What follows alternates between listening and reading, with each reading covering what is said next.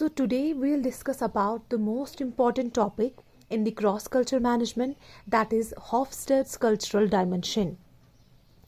Hofstede's cultural dimension model is an experiment actually which was conducted by Dr. Gert Hofstede in 1970. So before discussing why he went through this experiment, why he went through this research, just to find out the different types of cultures around the world. See, we know that we are globally connected across the world. We are connected with other friends, whether they belong to our country, whether they belong to other countries. Alright, so हम इन countries के लोगों के साथ we came close with one another with the help of the latest technologies, with the help of the social media. So the question here arises, जब हम अलग अलग culture के अलग अलग लोगों के साथ कनेक्टेड है, उस क्लोज फ्रेंडशिप को लेके हम कभी कभार अपनी बिजनेस डीलिंग्स भी कर देते हैं. नाउ द क्वेश्चन अराइजेज, ये कम्युनिकेशन हम स्टार्ट करें तो किस तरह से करें. How we will come to know कि बाकी जो एरियाज़ है, बाकी के जो कंट्रीज़ है, वहाँ के लोगों का कल्चर कैसा है.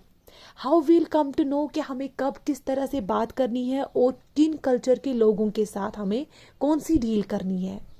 So because of this thing, just to find out कि दुनिया में टोटल कल्चर्स कितने हैं, एक professor by the name doctor Geert Hofstede came और इसने इसी बात पर एक एक्सपेरिमेंट जो है, एक रिसर्च जो है वो कंडक्ट किया.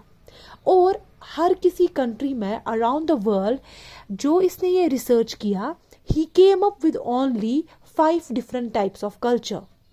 इसने कहा कि पूरी कंट्री में सिर्फ 5 कल्चर्स है जो everybody needs to know. The number first culture is power and distance. Power and distance हम कहते हैं, इसमें वो कल्चर के लोग आते हैं, एक ऐसी सोसाइटीज़ आती है जिन्होंने फोकस किया है इनइक्वालिटीज़ और इक्वालिटीज़ पर. ठीक है, treating the people as similar way और उनमें किसी तरह का डिस्क्रिमिनेशन क्रिएट करना. सो पावर एंड डिस्टेंस में हमने देखा वहाँ पर जो हाई पावर डिस्टेंस की सोसाइटीज़ जो होती है, वहाँ पे हाईली डोमिनेटिंग जो होते हैं. सो जिन लोगों के पास हाई स्टेटस होता है, हाई कैपिटल होता है, उनके पास वेल्दी वो होते हैं, they are financially very sound, वो लोग क्या करते हैं, they do not accept the poor people in their societies. यानी कि जो डिस्टेंस, जो सोसाइटीज़ में जो हमारे आते हैं हाई पावर डिस्टेंस की सोसाइटीज़, वहाँ पर इनइक्वालिटीज़ को एक्सेप्ट किया जाता है. वहाँ पर जो लोग होते हैं वो डोमिनेट करते हैं पुअर वंस, जो वहाँ के गरीब लोग होते हैं जिनका स्टेटस काफ़ी कम होता है. They do not consider them as a part of their society और वो उनसे डिस्टेंस मेंटेन करना स्टार्ट कर देते हैं. ऑन दी कंट्रारी, जहाँ पे लो पावर डिस्टेंस है, जहाँ पर लो पावर सोसाइटीज़ होती है, वो इस इनइक्वालिटी को एक्सेप्ट नहीं करते हैं. वो हर एक तरह के लोगों को इक्वली ट्रीट करते हैं. They give the similar treatment to everyone. उनके दिमाग में ये चीज़ नहीं जाती है कि ही इज़ रिच और ही इज़ पुअर. जहाँ पर सिमिलरली लोगों को ट्रीट किया जाता है, उन ऑर्गेनाइजेशंस या सोसाइटीज़ को फिर कहा जाता है एज फ्लैटर ऑर्गेनाइजेशंस. ठीक है, that was power and distance, the first type of the culture. Number second culture is individualism and collectivism. Individualism culture एक ऐसा कल्चर है जहाँ की सोसाइटीज़ जो है, जहाँ के लोग जो है, वो प्रेफर करते हैं कि हम इंडिविजुअल बेसिस पे काम करें. They do not like to work with others. वो हमेशा अपना काम जो है वो खुद अपने काम के लिए रिस्पॉन्सिबल रहना चाहते हैं. They don't want to take further responsibilities और to be accountable for other people. और वो लोग जहाँ पर इंडिविजुअलिज्म का रेट ज़्यादा होता है, उनके पास लूज कनेक्शंस होते हैं. They do not have that much friends. उनके ज़्यादा रिलेशंस जो होती है लोगों के साथ वो बिल्कुल कम होती है, because they prefer to spend their time with their families and with themselves only. Right? Then it comes the collectivism. Collectivism एक ऐसा कल्चर है जहाँ के लोग हमेशा they believe कि we should work as a team. Because जब वो एक टीम में काम करेंगे उनका ये दिमाग में माइंडसेट होता है कि हम एक दूसरे के लिए वहाँ पे एक मोराल क्रिएट करते, एक सपोर्ट क्रिएट हो जाता है when we work as a team, when we work as a group. So as a result जो कलेक्टिविज़म के कल्चर के लोग होते हैं वो एक साथ काम करना चाहते हैं, पसंद करना चाहते हैं, and as a result of which उनके फ्रेंड्स जो है, उनके रिलेशंस जो है वो काफ़ी ज़्यादा होते हैं एज़ कम्पेयर टू इंडिविजुअलिज्म वाले कल्चर्स के.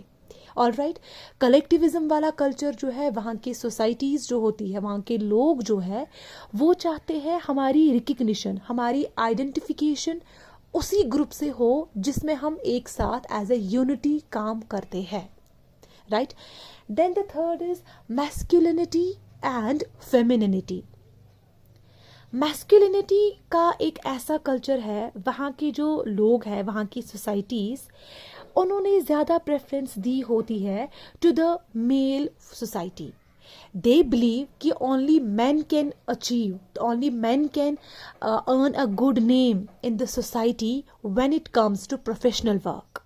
उन्होंने कहा कि females are suppose to take care of their families, क्योंकि ये ऐसा माइंड सेट था इन कल्चर्स का जहाँ पर मैस्कुलिनिटी का डिग्री ज़्यादा हाई था.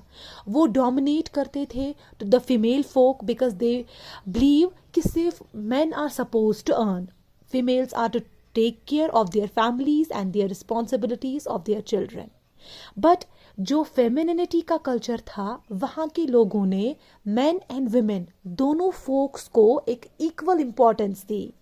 उन्होंने ये नहीं कहा कि only females are supposed to earn. No, they rather gave the concept कि both men and women should work so that जो उनके household expenses है वो अपनी families को support करे financially in a better way. Feminity के कल्चर ने इम्पॉर्टेंस दी on a good working relationship, that both male and female should work so that they can provide a better life to their families. Then the fourth one is uncertainty avoidance. Uncertainty avoidance हम कहते हैं it is such kind of a culture जिसने focus किया है tolerance for uncertain situations. Like कभी ऐसी situations होती है, अनफोर्सीन कंटिजेंसीज आती है कि हमने वो प्रिडिक्ट नहीं किया होता है कल को ऐसा हो जाएगा या कुछ ऐसी नेगेटिविटीज़ आ जाएंगी, but we all know that sometimes and someday it will happen. कुछ ऐसा हो जाएगा जिसका हमने प्रिडिक्ट नहीं किया होगा. लेकिन अब ऐसी सोसाइटीज़ जो इस अनसर्टन अवॉइडेंस को, इस एम्बिग्यूटी को वो किस तरह से टॉलरेट करते हैं, it depends on their culture. वहाँ एक सोसाइटी जो किसी भी अनसर्टन सिचुएशंस को हैंडल कर सकते हैं इजीली, दैट मीन्स उनमें जो टॉलरेंस है उस नेगेटिविटी को, उनका लेवल काफ़ी हाई है as compare to the people और as compare to those societies जिनका टॉलरेंस फॉर एम्बिग्यूटी काफ़ी कम है. ठीक है, कुछ सोसाइटी के लोग अगर उनके एरिया में, उनकी सोसाइटी में किसी भी तरह की कोई अनसर्टन सिचुएशन आ जाती है, वो सिंपली फॉर्मल तरीके से उसको अवॉइड करते हैं. लेकिन कुछ सोसाइटीज़ ऐसी होती है जिनका टॉलरेंस उन सिचुएशंस के लिए काफ़ी कम होता है and they get nervous, they get stress for handling दो situations. That is uncertainty avoidance. The last and the fifth type of culture that Hofstede came through his research is long term orientation.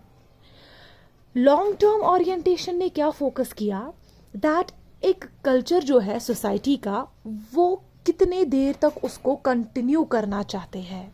ठीक है, it focused on upcoming growth to have the bigger plans. Long term orientation societies में क्या होता है कि जो वहाँ के लोग होते हैं, वहाँ का कल्चर या तो वो एक बार सेट कर दिया फिर उसी को फॉलो करेंगे for future, for long term, और अगर उनको लगता है कि हमारी सोसाइटी के लोग इसको किसी तरह से कोप नहीं कर पाए, हैंडल नहीं कर पाए, वो हर किसी के कंसेंट, हर किसी के इजी कंफर्ट के लिए वो उसमें कुछ चेंज जो है वो कमिट करते हैं. ठीक है, that means long term orientation की सोसाइटीज़ जो है उनको कब लगता है कि हमें अपने कल्चर में किसी तरह की चेंज लानी है या टोटल कोई चेंज नहीं लानी है.